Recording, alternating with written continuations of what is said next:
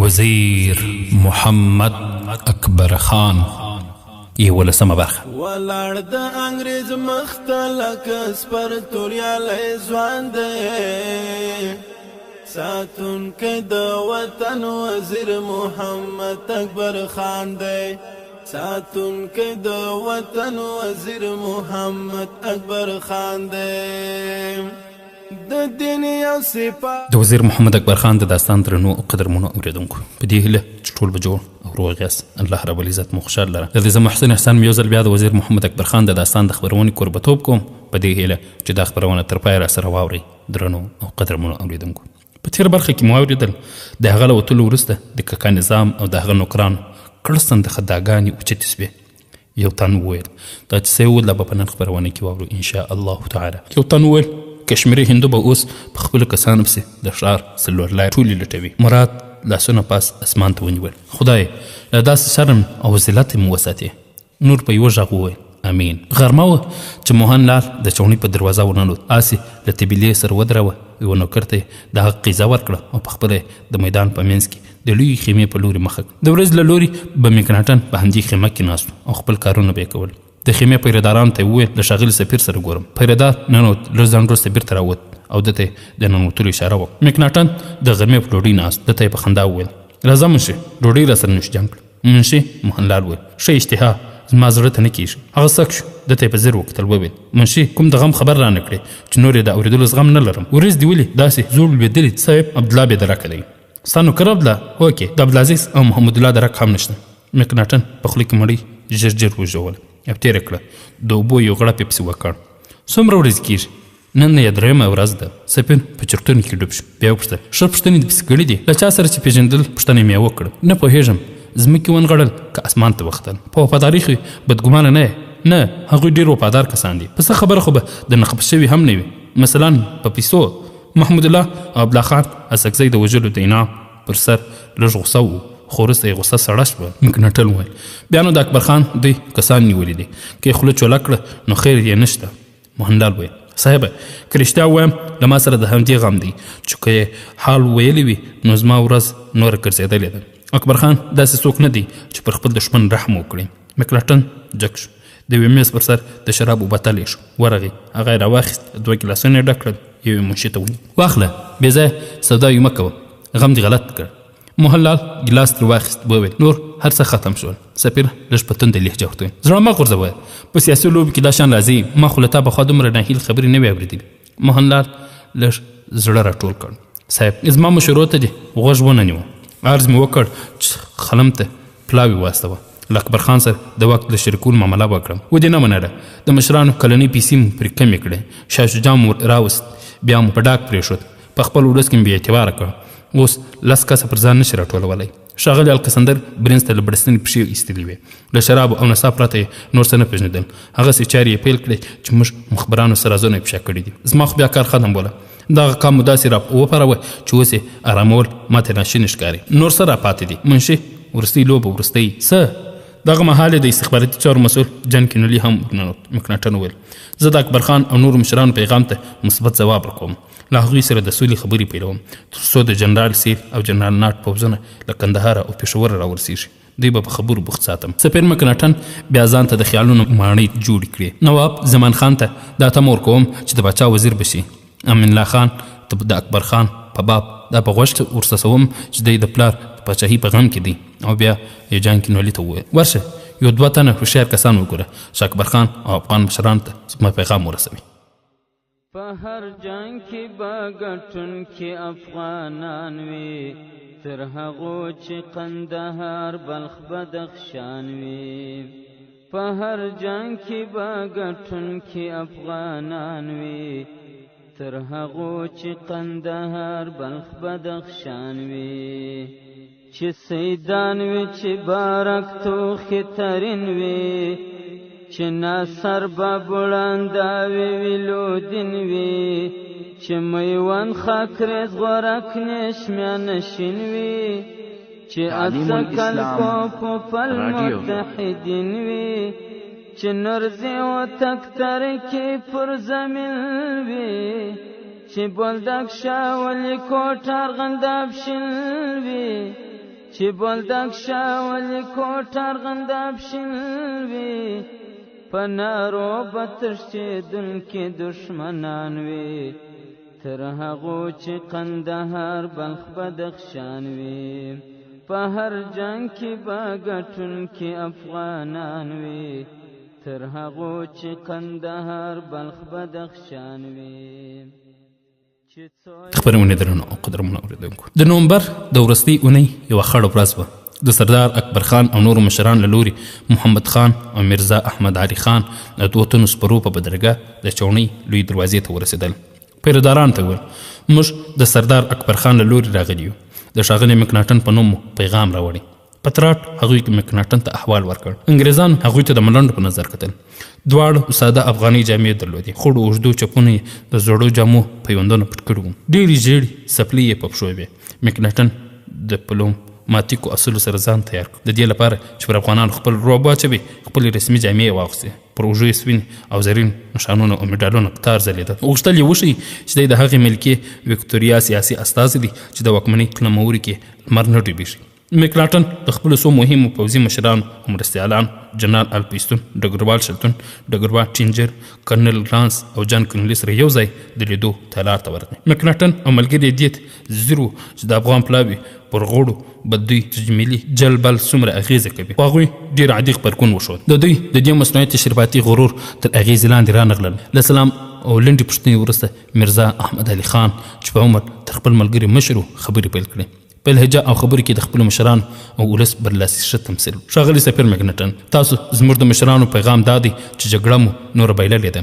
له قید او شرط پرته زموږ له هېواده ووځئ او خپله ټوله خزانه او وسلې مو موږ ته وسپارئ. دغه ژمنه به کوئ چې بیا به هېڅکله هم پر افغانستان برید نه کوئ. د نوموړي حاکمانه انداز د سفیر او پوځي منصبدارانو پر مورال بده اغېزه وکړه. لارنس لږ په لوړ غږ وویل دغه وحشیان د مشرانو سره د خبرو په آدابو هم نه پوهېږي. هغه په ساده کابلي فارسي خبرې کولې. جنرال الپیستون او نور افسران ته د نوموړي لهجه او خبرې ډېرې له ډیپلوماتیکو آدابو لرې ښکار کېدلې. دا یې د لوی برټانیا ډېر لوی سپکاوی ګڼه چې د یو خوارو جامو خاوند دی د دوی له پوځي او سیاسي چارواکو د وسلو ورسپارلو غوښتنه وکړه.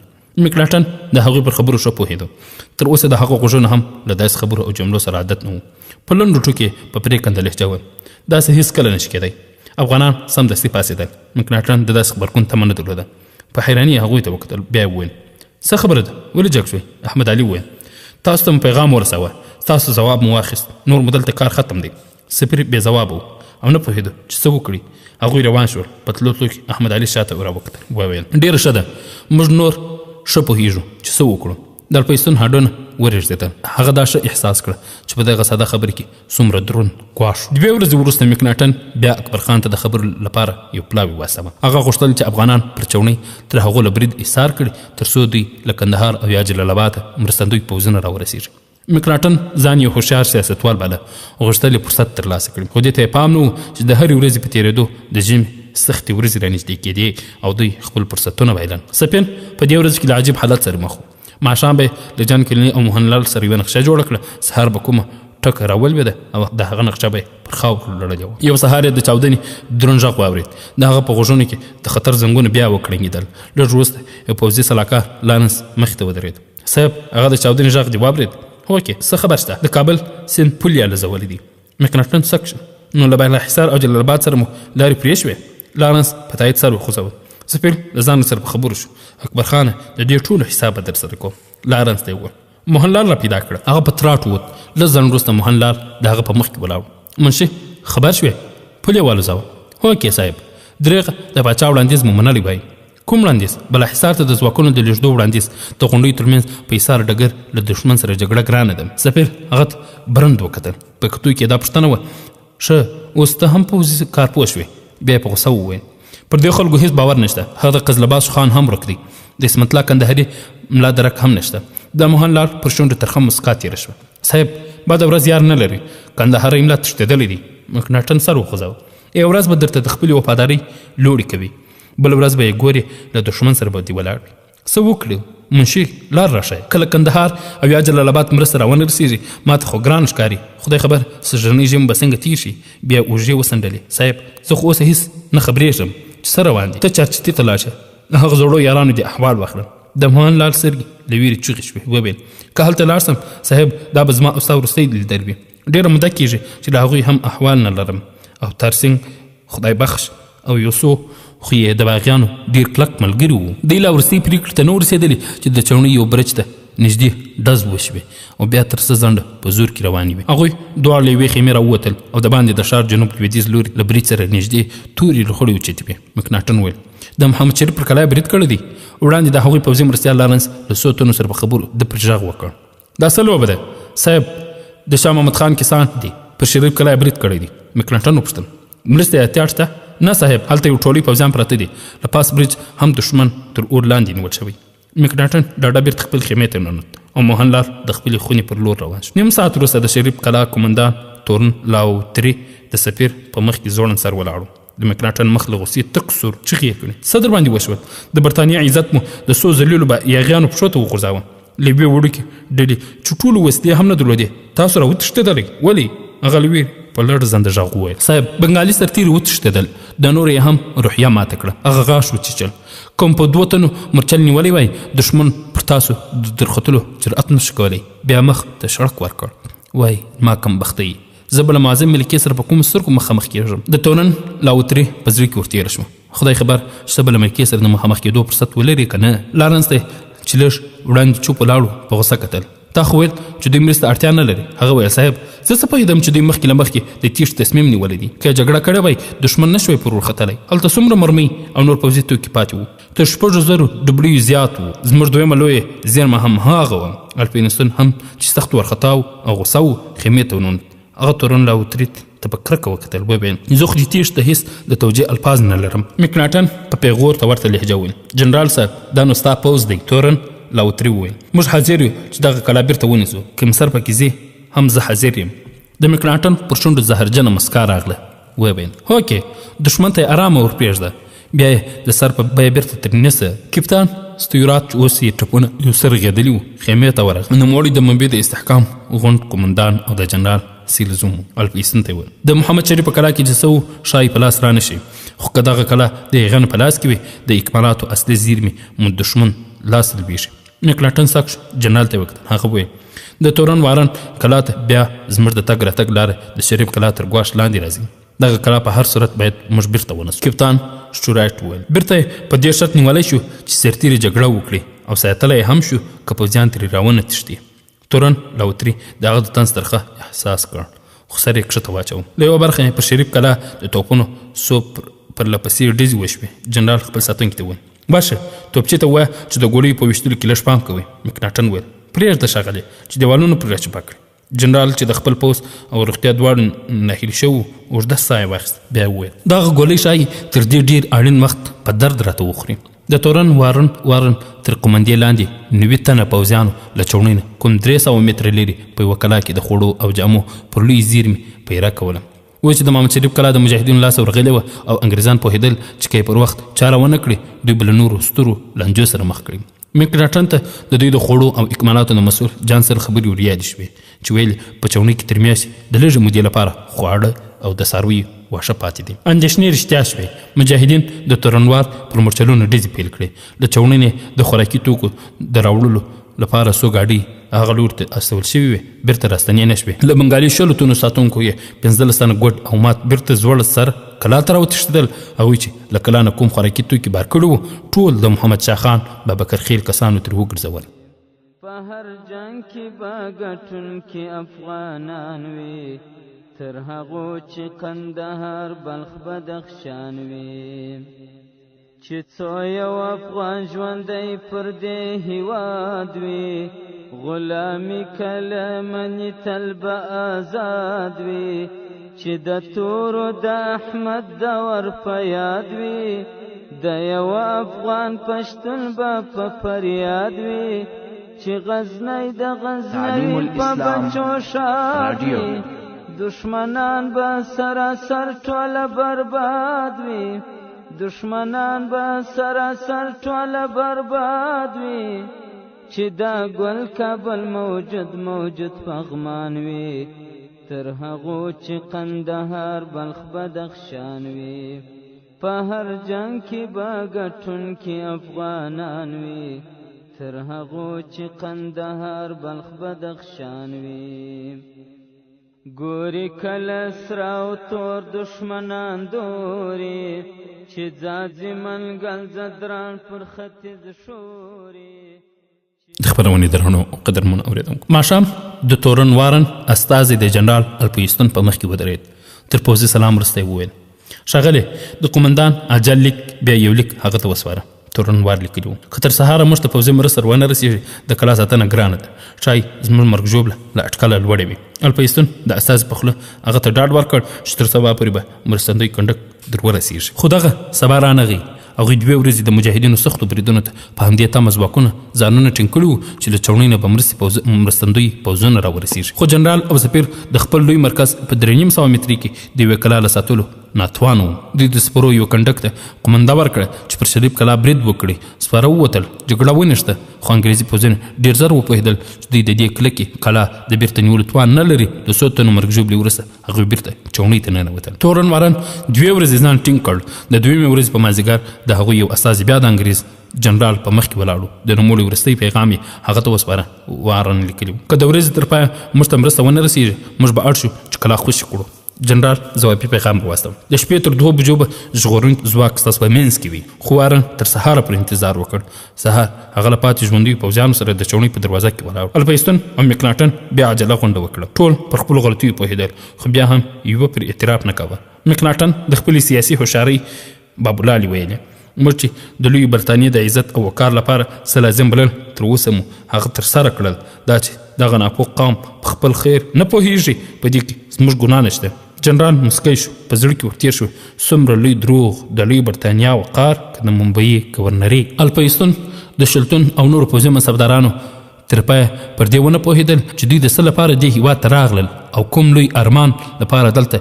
له داسې ناخواله سره مخ شول د مکناټن دغه استدلال دوی ته هسې یوه ټوکه ښکاره کېدله چې دوی شاه شجاع پر تخت نه وای کښېنولی روسان د لوی برطانیې له منګلو د زرینې مرغۍ هند د نیولو لپاره په 2 پښو ناست د لوی خیمې پرده بیا اوچته شوه یو پیردار په بیړه دننه واره دوی ته ورنږدې سو مکناټن له ځانه سره وویل سوګند خورم چې بل بد خبر یې راوړ پیردار وویل د پاچا استازي مهم خبر راوړی د لاس په اشاره د راتلو اجازه ورکړی شوه د پاچا یو ځانګړی اردلي جان پشاه خان راغی د سلام او درناوي وروسته وویل اعلی حضرت پیغام راکړي چې زموږ د غلو دانې لوی زیرمې چې ښاغلي جانسن زموږ د پوځیانو لپاره چمتو کړي وي د دښمن لاسو ته لوېدلي مکناټن سر وڅنډه ما ویل چې خامخا به بل بد خبر اورم موږ دا ځل تر موږ له 100 ځله هوښیار دښمن سره مخامخ استازي وویل شاه شجاع اجازه نه وه ورکړې چې د غلو زیرمې بالاحصار کې دننه جوړې شي له بالاحصار نه لاندې د غلو دانو لپاره لوی ګدامونه جوړ شول د ډګروال کولین منقذي 200 کسیز کنډک د هغه په ساتلو ګماره شو سلو شواروزه دوی د مجاهدینو بریدونو ته ځانونه ټینګ کړل مرسته ور ونه رسېدله هغوی هم اړ شول چې یو سر او 2 غوږونه ځانونه چوڼۍ ته ورسوي نور نو له بالاحصار او شیرپور چوڼۍ پرته دوی په کابل کې 21 خاره په واک کې نه درلوده دغه دواړه مرکزونه هم هر لوري بشپړ کلابند او د اکمالاتو لارې پر تړلي وي ژمی نور پیل شوی او د کابل شاوخوا غرونو د واورینو سپین څادر اغوستی و د ژمي لپاره لازم سنتونکي او خواړه مخ پر خلاصېدو و د انګریزي پوځ لویه برخه هندي پوځیانو چې د بنګال او پنجاب په تودو موسمونو کې عادت و دوی ته د کابل کړنګونو سیلو د مرګ پیغام درلود هغوی په د خپلو خونو او خیمو مخې ته راوتلي وو او لاسونه به یې تر ترخکونو لاندې نیولي له سړو به لړزېدل د شپې له لوري چې د دوی د سونګ لرګي ختم شوي تر یوه وخته د میزونو او کرسیو پر لرګیو ګزاره کوله او پر هغوی ورونه بلول الپویستون ته چې د خوراکي او سونګ توکو د کمبود شکایت وشو هغه خپلو پوځیانو ته امر وکړ چې تر بلې چارې پورې سمدستي د غوښانو او غوایانو پر غوښو ګزاره وکړي او څارویو حلالول پیل شول هغه پوځ چې 3 کاله پخوا په ډېر غرور کابل ته ننوت او افغانستان یې د خپلې ټولواکۍ برخه باله اوس یې سهار او ماښام داسې خبرونه اورېدل چې د ډېرې بدې راتلونکې ګواهي یې ورکوله بد خبرونه تم نشول د دسمبر په 10 د غزني په بالاحصار کې د انګریزي ځواکونو د قومندان ډګروال پالمیر استازي په ډېره بده وضع شیرپور چوڼۍ ته ننوت ویلیم مکناټن د برطانیې د ملکي استازي او سفیر د هغه له جامو او حالات وپوهېدو چې څه به ترې اوري استازي په لنډو او ساده جملو د خپل قومندان پیغام واوروه صاحب جنرال ناټ له کندهاره ستاسو په غوښتنه د ډګروال مکلارن په مشرۍ یو کنډک کابل ته راواستوه خو د ډېرو واورو او یخنۍ په سبب هغوی له نیمې لارې بیرته کندهار ته ستانه شول پر لارو پر درنو واورو سربیره په قلات او مکور کې د یاغیانو ډلو هم مرچلونه نیولي وو. الپیستون د پیغام له اورېدو وروسته په ډاډمنې لهجه وویل ښه دی چې روغ ستانه شوي، لږ تر لږه وژل شوي خو نه دي. مکناټن وویل د دې معنا دا ده چې تر راتلونکي 5 میاشتو باید د مرستندوی پوځ را رسېدو تمه ونه کړو. جنرال په حیراني وویل 5 میاشتې انتظار؟ ما ته خو بیړۍ ډوبه ښکاري. مکناټن عینکې د پزې سر ته راواړولې، هغه ته شنې سترګې برندې ور واړولې. یو څه ویلو یې خوله جوړه کړه خو بیا چوپ پاتې شو. چوپتیا دوام وکړ او ټول تر ځنډه په چرتونو کې ډوب شول. د انګریزانو غرور نور ماچو و خو مکناټن لا وروستی کمار ته تمه درلوده. یو کس ته ویل موهنلال ته ووایه چې له مشرانو سره اړیکه ونیسي، ورته ووایه چې څه مو ویلي وو هغسې وکړه، له هغه دې د سولې نوي شرایط وغواړي. هغه ویل په سترګه صاحب او په تراټ له خیمې ووت. چې خیبر په پښتنو ظلم و سمسور وي، دشمنان د افغانانو به مختور وي، چې اواز د بل خټک پر اټک خپور وي، چې د کوټې هر کاکړ د څکرور وي، چې هلمند دلته بهیږي هلته غور وي، بل هوتک به د ګرګین پر نیل سپور وي، چې هلمند دلته بهیږي هلته غور وي، بل هوتک به د ګرګین پر نیل سپور وي، چې هلمند دلته بهیږي هلته غور وي، بل هوتک به د ګرګین پر نیل سپور وي، په یوه اواز چې لرو بر افغان وي، تر هغو چې کندهار بلخ بدخشان وي، په هر جنگ کې به ګټونکي افغانان وي، تر هغو چې کندهار بلخ بدخشان وي، په تدبیر که رسېدلي وي هامان ته که منلي وي هر څو. مکناټن او وروستی قمار یې د خپرونې درنو او قدرمنو اورېدونکو د 1841 کال د سپتمبر 11 نیټه وه. الپیستون، ډګروال چلتون، جان کینولي، ډګروال منګزي، ډګروال پوټسینجر او لارنس سهار وختي د سفیر په لویې خیمه کې ناست. د اکبر خان او مکناټن ترمنځ د مخامخ خبرو پر سر توافق شوی و او نن ورځې د لیدو نیټه ټاکل شوې وه. تر غرمې پورې دوی په مشورو او خبرو بوخت وو. مکناټن ته د اکبر خان او نورو مشرانو ګډ پیغام رسېدلی و چې نور باید دوی له افغانستان خپل ځواکونه وباسي. د دوی مشورې پر همدې وې چې له هغوی سره به پر څه خبرې وکړي. جنرال په بېزاره لهجه وویل ښاغلی سفیر، نور خبره له دې خلکو سره سپینه کړه، په وتلو کې د یوې شپې تېرېدم مه کوه، موږ نور جګړه بایللې ده. سفیر مکناټن فکر کاوه چې د لویو ویاړونو خاوند جنرال نن څومره ساده پر خپلې ماتې اعتراف کوي. 3 کاله وړاندې هغه ورځ یې ور په یاد شوه چې په کابل کې جنرال کین نه د پوځ قومنده الپیستون ته سپارل کېده. دوی ټول څومره ورته خوشحال وو.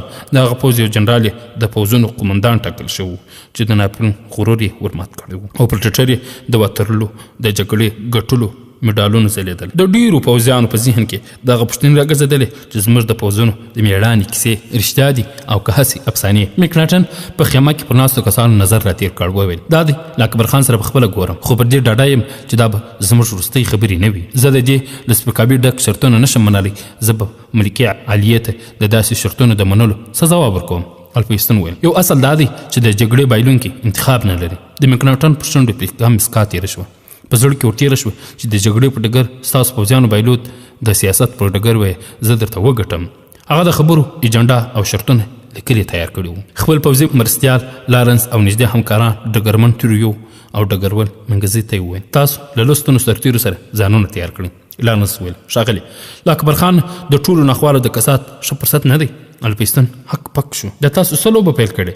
مکناټن هغه ته په جدي لهجه وویل ښاغلی جنرال بیا غم اوسه، موږ د سولې د خبرو لپاره هلته ورځو. بیا یې لارنس ته مخه وراباړو. نه نن هغوی خامخا له پوره تیاري سره راځي. وروستی فرصت مو لا په لاس کې دی. غرمه وه، اسمان برګ و، کنډک کنډک وریځو پر کابل د ساړه ژمي د راتلو ګواهي ویله. د شیرپور چونۍ په 1500 متري کې د کابل سیند پر غاړه یو وړوکي چمن ته د افغان او انګریزي پلاو سپاره په یوه وخت راورسېدل. د افغان پلاوي په مخ کې یو د 30 کلونو په عمر زلمی پر سپین آس پور و. د هغه تورې ژیرې او غټو سترګو پر لیدونکو یو ناتعریف شوي اغیز غورځاوه. تیرو او لارنس لږ مخکې راوګرځاوه. او سفیر ته وویل دا مخکې ځوان اکبر خان په خپله دی. هغوی راغلل پر وړوکي چمن یوه غالۍ غوړېدلې وه. اکبر خان او څو تنه ملګري غلجي او برګزي مشران محمد شاه خان، بابکر خیل، نواب زمان خان، سعادت خان، حمزه خان، سلام خان، سلطان احمد خان، د اکبر خان د کاکا زوی او خدا بخش خان پر یوه څنډه کېناستل. یو بل مشر اسد خان څو ګامه وړاندې ودرېد. څو تنه نور قومي مشران هم شاوخواته ودرېدل. دې اړخ ته مکناټن پر غالۍ کښېناست، خو لارنس ټریو او میکزي درې واړه یې تر شا ودرېدل. سفیر د اکبر خان پر څېره سترګې ګنډلې وې، په زړه کې وګرځېدل دا تنکی ځوان او دومره لوی نوم د هغه په څېره کې څه لټول، خو خپل غرور یې د سموندلو مخ ورډب کړی و. له ځانه سره و یو عاجز زلمی دی. ځان یې ډډه احساس کړ، غاړه یې تازه کړ، په ارامه یې دسمال راویست او پر مخ یې تیر کړ. بیرته یې په جیب کې کښېښود. یو کاغذ یې مخې ته ونیو، عینکې یې د معمول سره سمې د پزې سر ته راوښوېدې. د دواړو لوریو ترمنځ د پریکړې د متن په لوستلو پیل وکړ. د لوی برطانیې ځواکونه افغانستان ته د دې لپاره راغلل چې دلته ګډوډي ختمه او ارامي راشي. خپرونې درنو او قدرمنو اورېدونکو، په دغه یوه پیړۍ کې 3 ځله پر افغانستان یرغل سوی دی او هر ځل چې دوی راځي د خپلو شخصي ګټو او نورو مهمو اهدافو لپاره راځي او په ظاهر یې بانه دا ورکړی وي او د دوی غلامان او د دوی لاسپوسي هم همدا ورسره بدرګه کوي چې دوی دلته د دې لپاره راغلل چې دلته ګډوډي ختمه او ارامي راشي. خو هر ځل چې دوی راغلي ګډوډي او د امن نوم او نشان دوی ورکړی. څه ظلمونه، وحشتونه او د بشر حقوق چې دوی تر پښو لاندې کړي د مسلمانان په خپل 1400 کلن تاریخ کې هیڅ نه دي لیدلي لکه دوی چې په یوه شپه کې ترسره کړي. څه خیر، د ځوان سردار پر شونډو پیکه مسکا تېره شوه. دا دنده لوی برطانیې ته چا وسپارله؟ دلته په زرګونه خلک ولې ووژل سول؟ کابل تاسو څه لپاره په کنټرولو بدل کړ؟ ډېرې پوښتنې یې په ذهن کې راوګرځېدلې، خو په چوپ په خوله یې د برطانیې د ملکي استازي ته غوږ نیولی. سفیر لوستلو ته دوام ورکړ. وروستیو پیښو ته په پام داسې ښکاري چې د افغانستان ډېر خلک پر دې راضي نه دي چې برطانوي پوځونه په افغانستان کې پاتې شي، نو ځکه به انګریزي پوځونه بیرته ووځي. د شاه شجاع پر ځای به افغانان په خپله خوښه څوک وټاکي. د شاه شجاع برخلیک په خپل لاس کې دی، که هغه هم دلته پاتې کېږي او که انګریزان هند ته ورسره بیایي. مکناټن د پریکړو لوستلو ته دوام ورکړ. په پای کې وویل انګریزي پوځونه به له افغانستانه وځي، خو په کابل کې به برطانویانو بصلاحیته استازي پاتې وي. اکبر خان سمدستي وویل نه، تاسو به ټول سمدستي له افغانستانه وځئ او هیڅوک به هم دلته نه پاتې کېږي. انګریزان یرغلګر او کافران دي. افغانانو ته د اسلام د حکم نه مخکې له دوی سره جهاد فرض دی. تاسو له دې پرته بله لاره نه لري چې یا به په ارامه زموږ له خاورې وځئ او یا به مو د تورې په زور باسو. تاسو به ټول وسلې او خزانه هم موږ ته پرېږدئ. د اکبر خان توندې خبرې د ځینو قومي مشرانو پر مزاج ښې ونه لګېدې.